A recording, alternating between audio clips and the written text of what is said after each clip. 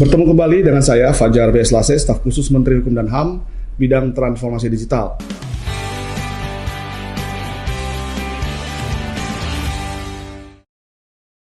Hari ini kita membahas satu topik yang sangat menarik. Topik dari Direktorat Jenderal HAM. Dan sudah hadir bersama kita narasumber yang expert di bidangnya, Bapak Andi. Siap. Yang saat ini menjalankan tugas sebagai Kadif Yankum di Jawa Barat. Siap, Pak Andi, terima kasih sudah hadir di Falastalk. Sehat ya Pak ya? Sehat, Pak. Pak Andi, silakan memperkenalkan diri kepada Falastalk. Untuk pemirsa Falastalk, perkenalkan nama saya Andi Talatinglangi. Di sini sebagai Kepala Divisi Pelayanan Hukum dan Hak Asasi Manusia, Kanwil Kementerian Hukum dan HAM wilayah Provinsi Jawa Barat. Baik. Dan saya diundang Pak Falas untuk menyampaikan isu-isu tentang hak asasi manusia yang mungkin ini menjadi konsumsi buat masyarakat juga dan edukasi buat masyarakat. Iya. Kalau kita bicara tentang HAM ini Pak, luas sekali ya Pak ya. Luas banget Pak, luas. Dan hari ini kita coba diskusikan satu topik yang agak-agak serem kalau kita bahas tentang hukuman mati Pak. Iya. Ini hukuman mati ini hak siapa nih? Hak manusia atau hak Tuhan ini kan? Sebenarnya di perundangan kita itu diatur Pak terkait hukuman mati. Iya. Diatur baik itu domestik maupun internasional Pak sebenarnya. Jadi kalau kita lihat dari hukum domestik kita, hukum nasional itu kan memang di KUHP yang sebelumnya sebelum disahkan yang baru itu hukuman mati itu menjadi hukuman pokok. Karena untuk kejahatan-kejahatan berat atau pidana-pidana berat seperti pembunuhan berencana, terorisme, peredaran narkotika. Nah ini yang menjadi pidana berat yang kemudian ini yang oleh keyakinan hakim itu bisa dijatuhkan hukuman mati. Iya, itu mungkin melihat dampak yang luas dari akibat kejahatan yang bersangkutan gitu ya Pak ya. Kejahatan manusia. Satu lagi itu kejahatan kemanusiaan, genosida ya. Nah kemudian secara internasional juga sebenarnya dalam International Covenant on Civil Right-nya itu atau Covenant Sipil Politik itu juga sudah diatur sebenarnya hukuman mati karena di dalam pasal 6 di ICCPR itu menyampaikan bahwa bagi negara-negara yang menganut hukuman mati, situ kan sudah ada kalimat bagi negara-negara yang menganut hukuman mati, selama hukuman mati itu diterapkan untuk kejahatan extraordinary crime atau kejahatan yang luar biasa. Seperti apa kejahatan luar biasa itu? Dalam keputusan MK, kejahatan yang luar biasa itu sudah ditentukan. Berarti kita sudah meratifikasi? Sudah. Kalau Covenant Sipil Politik itu sudah kita ratifikasi tahun 2005. Waktu itu zaman menterinya Pak Hamid Awaludin kalau nggak salah. Nah, di situ setelah kita ratifikasi Covenant tersebut sehingga keputusan MK untuk menentukan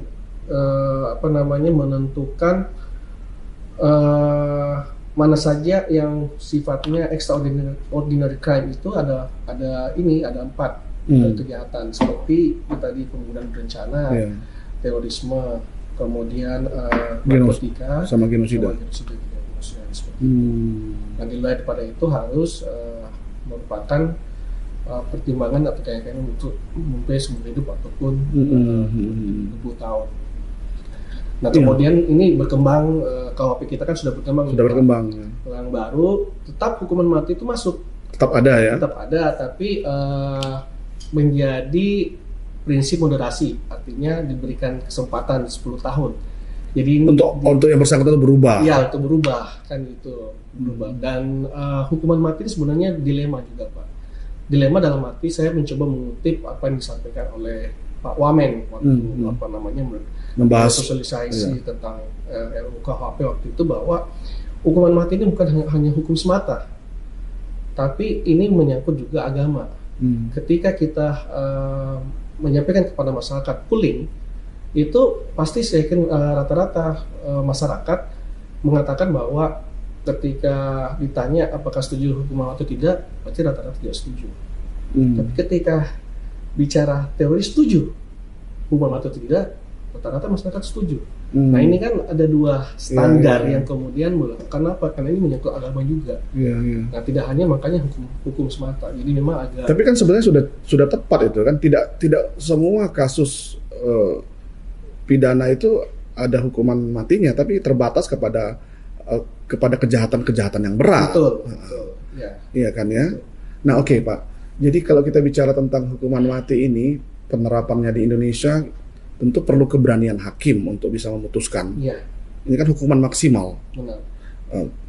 Tapi kita melihat ada daftar panjang di lembaga pemasyarakatan, orang-orang yang dihukum mati, tapi vonisnya ya hukuman mati, tetapi belum dieksekusi, Pak. Iya.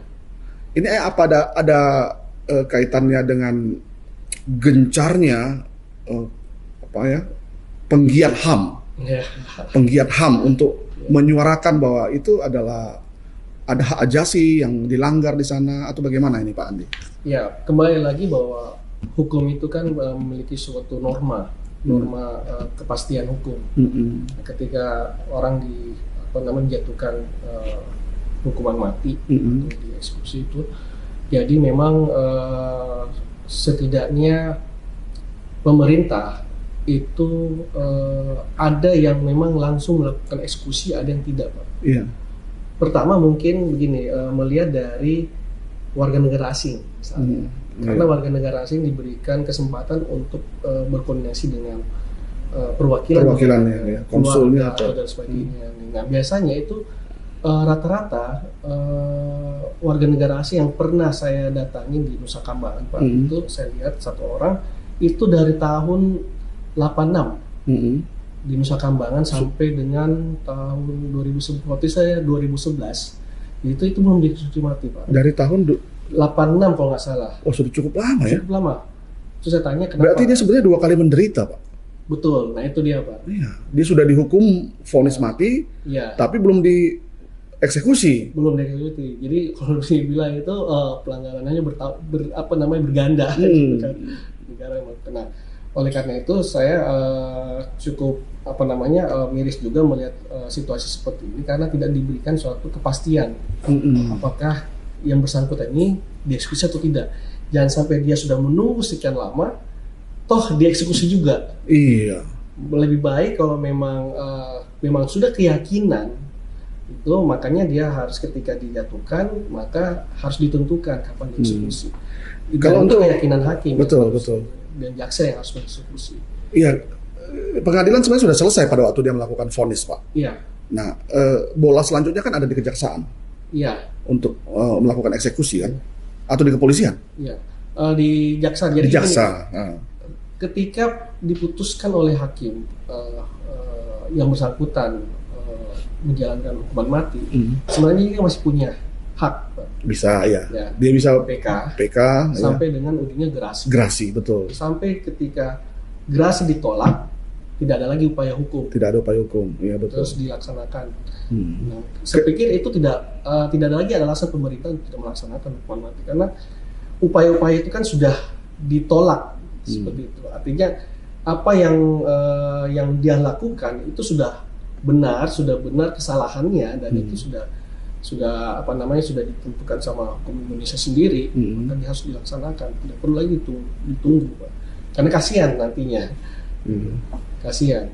Karena kita kan masih menganut nih hukuman mati. Iya. Nah, persoalannya adalah, persoalannya adalah hukuman mati ini banyak negara yang mengepus Indonesia itu untuk menghapus hukuman mati. Nah ini jadi menarik. Negara-negara yang meminta Indonesia menghapus hukuman mati itu, apakah mereka tidak terikat? Apakah mereka tidak meratifikasi kovenan tersebut ya? Nah itu tadi, Pak. Kan di pasal 6 itu sudah jelas dikatakan bahwa bagi negara-negara yang masih menganut hukuman mati, selama hukuman mati itu untuk dikenakan kegiatan yang serius atau extraordinary crime-nya. Iya, dan setahu kita yang berada di Indonesia, hukuman mati itu memang diberikan kepada yang extraordinary crime. Iya, extraordinary crime. Jadi sebenarnya kita kan punya sovereignty law-nya, Pak, atau hukum yang berkedaulatan. Jadi memang ketika kita melihat bahwa secara hukum internasional kita juga tidak bisa mengabaikan permintaan-permintaan seperti itu, tapi kita punya suatu argumentasi. Nah, seperti yang disampaikan oleh Pak Menteri Hukum dan HAM, ketika banyak sekali tamu-tamunya ataupun kedutaan-kedutaan yang sering mempertanyakan soal kebijakan Indonesia untuk menghapus hukuman mati, beliau dengan gamblang mengatakan ini hukum positif, harus dihormati hukum positif Indonesia, dan tidak boleh ada satu negara pun yang berintervensi. Tapi kalau kita mau bicara di forum internasional, kita harus punya argumen yang kuat. Kenapa kita masih membutuhkan hukuman mati? Karena karakter kita berbeda dengan masyarakat di Eropa ataupun di Barat sana, dengan masyarakat di Asia. Karena karakter kejahatan, saya cuma mengutip bahwa yang dikatakan Bob Kennedy itu bahwa di suatu masyarakat pasti ada penjahat, ada penjahat tertentunya.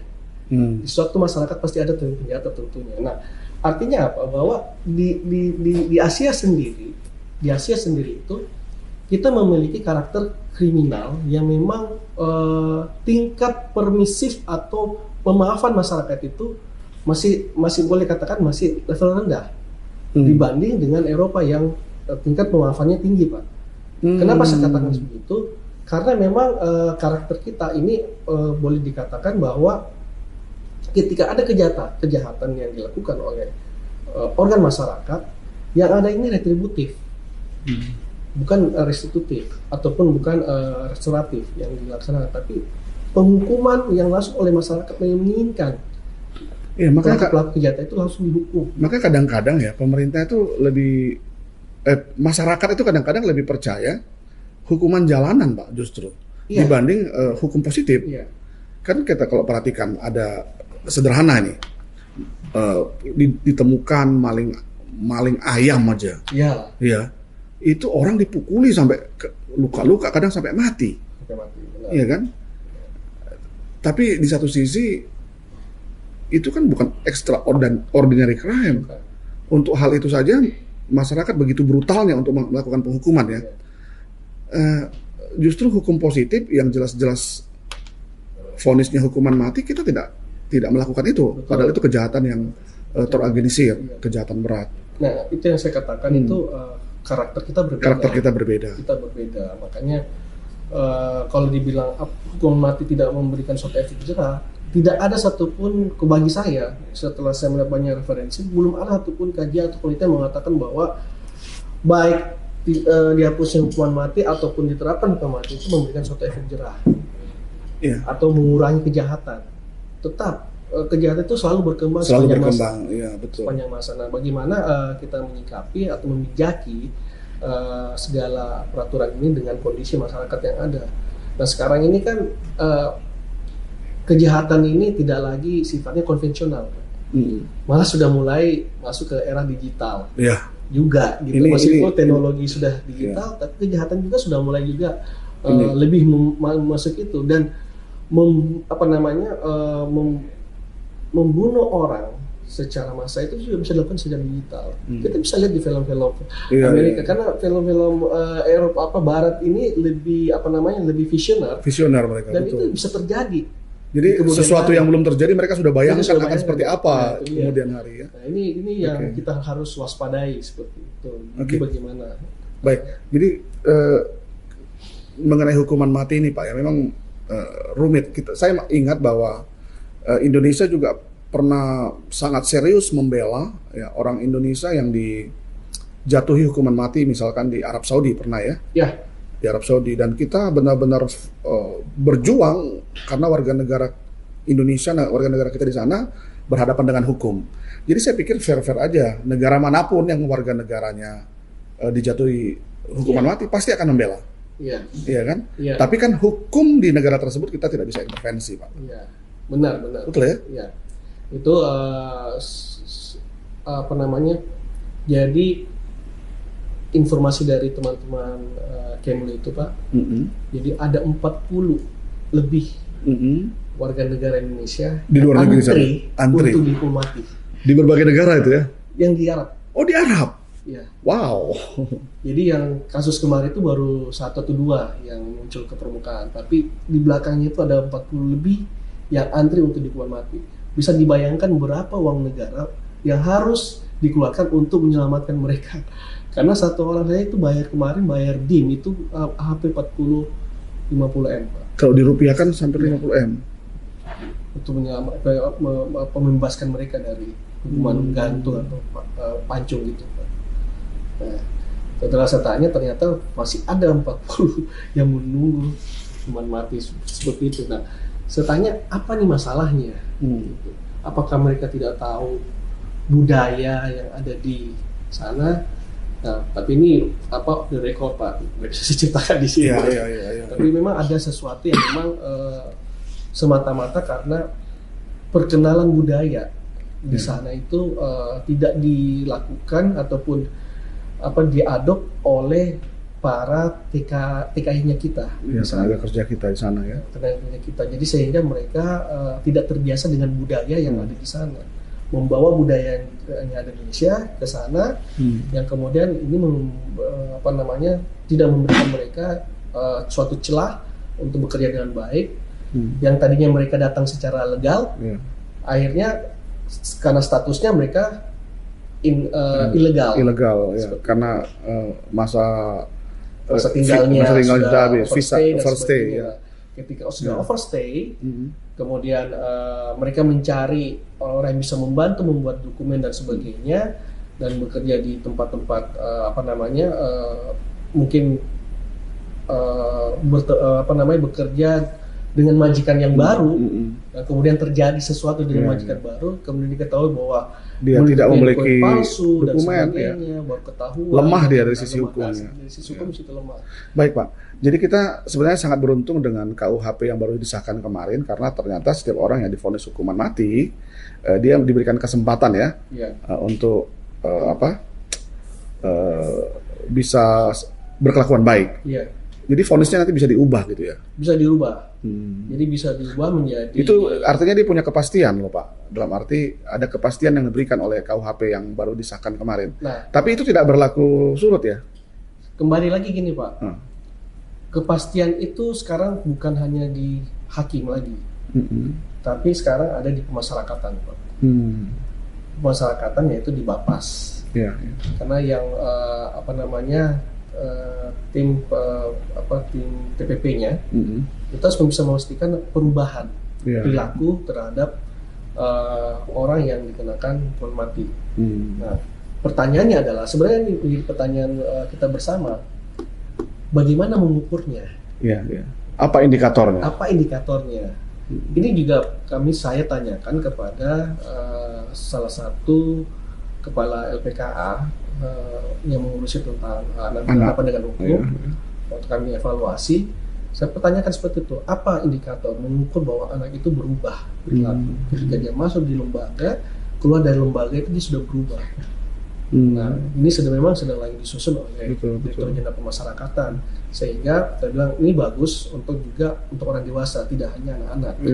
Nah, untuk mengukur bagaimana perubahan perilaku orang itu harus ada catatan. Ya. Ini harus diikuti, bayangkan 10 tahun loh. Karena perubahan perubahan perilaku orang itu kan banyak banyak variabelnya. Banyak variabel, dan ini jangan sampai ada manipulatif yang terjadi. Pokoknya dia hanya berpura-pura berubah, tiba-tiba ternyata dia memiliki dendam ketika dia keluar lagi dan sebagainya. Baik. Jadi Pak, kalau seandainya kita bicara lebih dalam ya dari sisi HAM, Pak, di Direktorat Jenderal Hak Asasi Manusia, hukuman mati ini melanggar HAM atau beradaptasi dengan HAM? Jadi gini, kalau kita bicara hak asasi manusia, Pak, hak asasi manusia itu kan ada teorinya. Selain universal, dia juga bicara positivisme. Artinya HAM itu berlaku selama ada hukumnya. Nah, kan kita asas legalitas. Jadi kalau kita bicara hak asasi manusia, dia dibatasi sama peraturan perundang-undangan. Jadi ibaratnya bahwa ketika undang-undang itu masih mengatur, maka HAM juga harus memberikan haknya. Misalnya orang ini dihukum mati, tapi dia diberikan hak. Ya. Hak itu apa? Upayanya. Upayanya, iya. Ya kan? Bisa PK, bisa gerasi, dan sebagainya. Iya. Itulah hak asasi manusia. Namun kadang-kadang orang berpikir hak asasi manusia enggak. Itu hak asasi manusia itu harus itu yang boleh mencabut nyawa itu Tuhan gitu. Betul. Tapi kan kita dalam memang harus apple to apple sih ya. Iya. Orang itu dihukumkan karena perbuatannya. Dalam perbuatannya itu mungkin sudah banyak orang yang meninggal juga, sudah banyak orang yang mati. Maka ada ajas keadilan yang diterapkan pada waktu vonis tersebut. Tetapi bukan berarti vonis itu melanggar hak-hak dia. Karena ada kesempatannya untuk bisa itu yang disebut dengan pemenuhan hak asasi manusia. Jadi sepanjang itu diterapkan berarti tidak melanggar HAM ya Pak ya? Melanggar HAM. Jadi maksudnya saya bukan berarti ketika dia dihukum mati harus dibebaskan hukuman mati. Karena hidupnya dan sebagainya bukan. Yang penting upaya-upaya hukum diberikan kepada dia. bukan hak asasi manusia yang seperti itu yang dimaksudkan. Karena banyak sekali dipelintir seperti itu Pak. Ya maklumlah terlalu banyak sarjana-sarjana HAM yang datang dari luar yang kemudian masuk ke Indonesia dengan berbagai perspektif. Iya. Nah, memang sebenarnya begini Pak, kita tahu bahwa Indonesia masih menganut hukuman mati. Di Eropa, di Amerika memang sekarang hampir semua tidak menerapkan hukuman mati. Amerika masih Pak. Amerika masih ya? Masih, Amerika. Eropa mungkin sudah banyak.